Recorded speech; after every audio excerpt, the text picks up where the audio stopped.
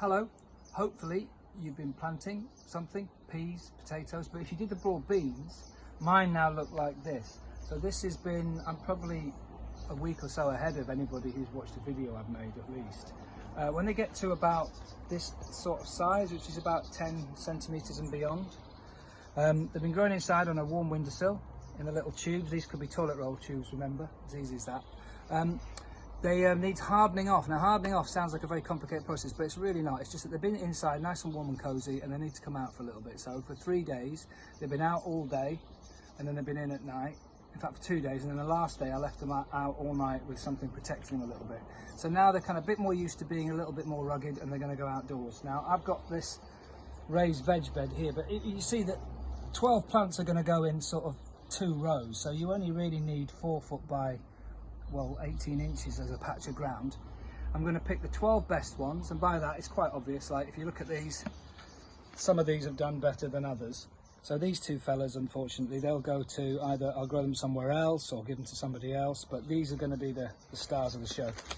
And they're basically, you're going to bury them in a row, 20 centimetres. I've got sticks, I like a stick to keep them straight and a stick here to measure the distance between them. That's 20 centimetres long, and they're going to go in 20 centimetres apart, 6 to a row in this bed, 12 plants. So let's have a dig, and you literally just need to make a hole that's roughly the same size and depth as whatever's going to come in. I'm going to very carefully remove this because there's a root here, I don't want to damage it. They have a very long taproot system, and what you don't want to do really is disturb too much of that. So however deep that is, really that's how far down I want to put that's how far I want to put him in. With ideally the level that the plant's at reaching the same level as the soil. Now if he's got a tube around him or something like that, I can break that down, but I don't have to disturb it too much because that can compost down with the rest of the soil. Little firm in. The next one's going to go 20 centimetres apart. Now obviously you don't want to watch me plant 12 identical bean plants, but there'll be 2 rows. I'll maybe put a picture on at the end.